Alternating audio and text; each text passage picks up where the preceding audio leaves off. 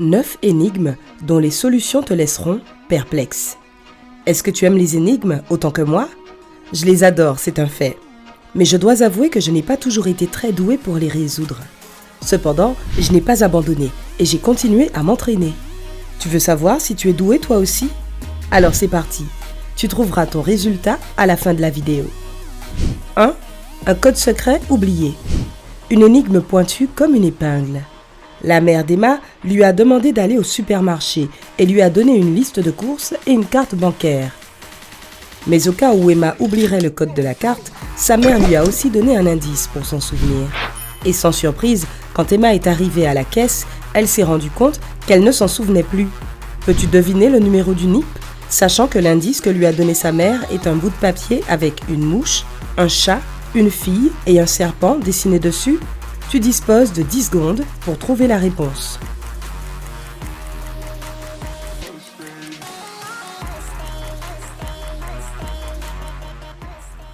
Le code était 6, 4, 2, 0. Il suffisait à Emma de compter les pattes de chacune des créatures. 2. Identifier le menteur. Madame Nelson, professeure de musique à l'école, devait organiser un événement et un grand concert devait en faire partie. Mais l'événement devait avoir lieu le lendemain et il lui manquait encore un élève. Elle a donc décidé d'inviter plusieurs jeunes talents qui étudiaient dans son école. Mais Daniel, qui jouait très bien de la guitare, lui a dit qu'il avait prêté son instrument à un ami et qu'il ne pourrait pas le récupérer à temps. Sophia, une chanteuse extraordinaire, lui a dit qu'elle avait mal à la gorge et qu'elle ne pouvait pas chanter. Et Luna, une danseuse professionnelle, a affirmé à Madame Nelson que quelques jours auparavant, elle s'était foulé la cheville et que le médecin lui avait recommandé de reposer sa jambe. Madame Nelson était très contrariée et elle ne pouvait rien faire pour remédier à la situation. Mais quand le lendemain, elle a vu ses 3 élèves au concert, elle a découvert que l'un d'eux lui avait menti. Qui était-ce et comment l'a-t-elle su?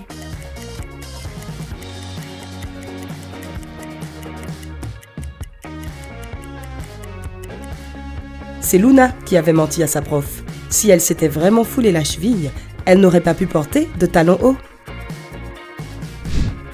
3. Le cambriolage de l'année. James est venu rendre visite à son ami Ethan.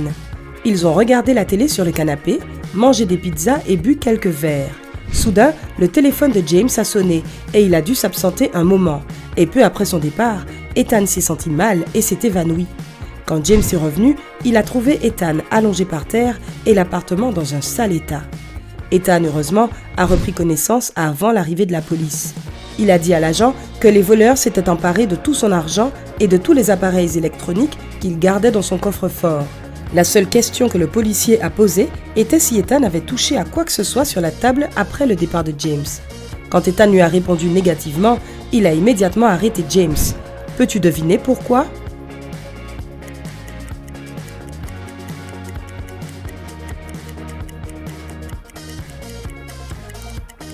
Il y a des glaçons dans les verres qui sont sur la table. S'il s'agissait des mêmes verres que ceux consommés par les 2 amis avant le départ de James, les glaçons auraient fondu depuis un moment. Cela signifie que James a mis quelque chose dans le verre d'Ethan pour l'assommer, qu'il a pris tout l'argent et les appareils et qu'il a remplacé les boissons avant l'arrivée de la police. 4. De merveilleuses vacances d'été. 3 amis d'université se rencontrent après les vacances d'été.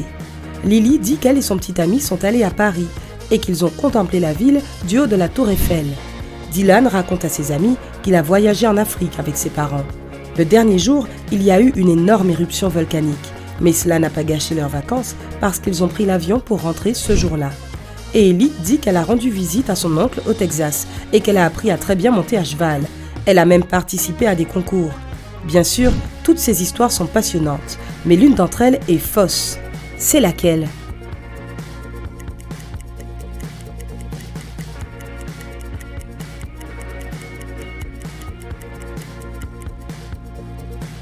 C'est l'histoire de Dylan qui est fausse. Il n'a pas pu rentrer chez lui le jour de l'éruption, parce que quand une telle chose se produit, tous les vols sont annulés. 5. Une équation en allumettes. Cette équation est bien correcte. 9 moins 3 égale 6. Mais es-tu capable de déplacer une seule allumette et d'obtenir une autre équation correcte ? Tu as 10 secondes pour y arriver.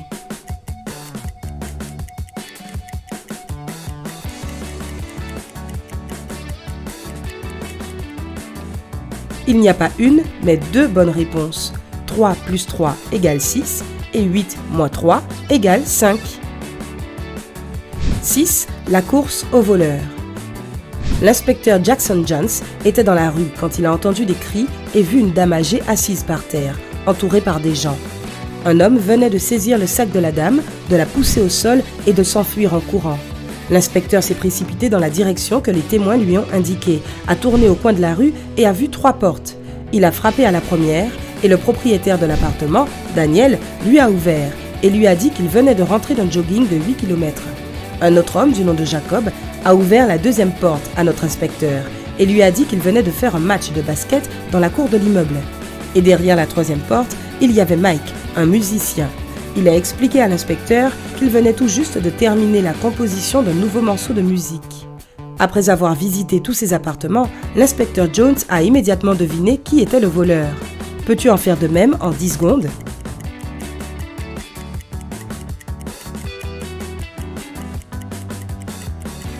C'est Jacob le voleur. Il a dit qu'il avait joué au basket, mais c'est un ballon de football qu'il avait dans les mains. 7. Un chiffre mystérieux. Luc avait un frère aîné qui le taquinait toujours en le traitant de bébé. Quand Luc a enfin eu l'âge d'aller à l'école, il espérait que son frère ne le traiterait plus de petit. Mais quand il est rentré, après sa toute première journée, son frère a recommencé. « L'école primaire, c'est pour les bébés. Ce que vous apprenez, c'est super facile. » Alors, Luc a décidé de donner une leçon à son frère. « Ok, est-ce que tu peux résoudre l'énigme que notre prof nous a posée aujourd'hui ?» Le frère de Luc a relevé le défi sans hésiter. « Si tu retires la moitié de ce chiffre, tu obtiens 0. Quel est ce chiffre ?» Bien qu'il ait pris le temps de réfléchir, le frère de Luc n'a pas trouvé la réponse. Peux-tu le faire en 10 secondes ?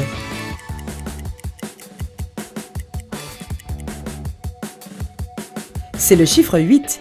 Retire sa partie supérieure et tu obtiens 0. 8. Le numéro manquant. Regarde ce tableau avec des chiffres et en moins de 10 secondes, essaie de deviner quel chiffre doit aller dans la case vide. Mais je dois te donner un indice, ce n'est pas le 6. Cette énigme teste ta mémoire, mais pour être honnête, c'est aussi un peu un piège. Si tu as répondu qu'il devait y avoir la lettre R dans la case vide, tu as deviné juste. En effet, il ne s'agit pas d'un problème mathématique, mais de ce qui est inscrit sur le levier de vitesse d'une voiture, où le R indique la marche arrière. 9. Vache volée. Petit Champ était un village où les amendes pour stationnement illégal n'existaient même pas. Mais un jour, quelque chose de terrible s'est produit dans ce paisible endroit. Monsieur Richardson, un riche fermier, est arrivé au poste de police en larmes, disant que 2 de ses meilleures vaches avaient disparu. Il y avait 3 suspects et chacun d'entre eux n'avait à répondre qu'à une seule question. Avez-vous volé les animaux de votre voisin ? Monsieur Henderson a dit qu'il n'avait rien à voir avec cela, parce que lui et Monsieur Richardson avaient des intérêts communs et qu'il n'aurait pas voulu compromettre leur collaboration. Madame Martinez a déclaré qu'elle vivait dans ce village depuis sa naissance et qu'elle n'aurait jamais laissé une telle histoire d'animaux ternir sa réputation. Et Monsieur Jones a expliqué que sa famille élevait des porcs depuis des siècles et qu'il n'avait donc aucune raison de voler des vaches. Le policier a réussi à découvrir qui était le criminel. Et toi ?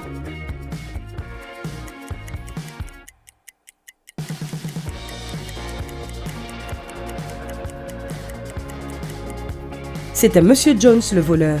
Comment savait-il que c'était des vaches qui avaient été volées ? Personne ne le lui avait dit. Maintenant, passons au plus excitant, tes résultats. C'est parti. Si tu as résolu entre 0 et 3 énigmes, cela peut signifier l'une des 2 choses suivantes. Soit que tu n'étais pas très en forme aujourd'hui pour faire travailler ton cerveau de manière si intense, soit que c'est la première fois que tu jouais à résoudre des énigmes. Si tu as résolu entre 4 et 6 énigmes, tu es à mi-chemin du titre de grand champion. Un peu plus de concentration la prochaine fois, et la médaille d'or est à toi. Si tu as résolu entre 7 et 9 énigmes, laisse-moi t'exprimer mon admiration, parce que moi, je n'ai pas pu m'en sortir entièrement. À partir de maintenant, je vais t'appeler le grand maître des énigmes. Si tu as appris quelque chose de nouveau aujourd'hui, merci d'aimer cette vidéo et de la partager avec un ami. Et voici d'autres vidéos qui te plairont sans aucun doute. Il suffit de cliquer à gauche ou à droite. Et surtout, reste du côté sympa de la vie.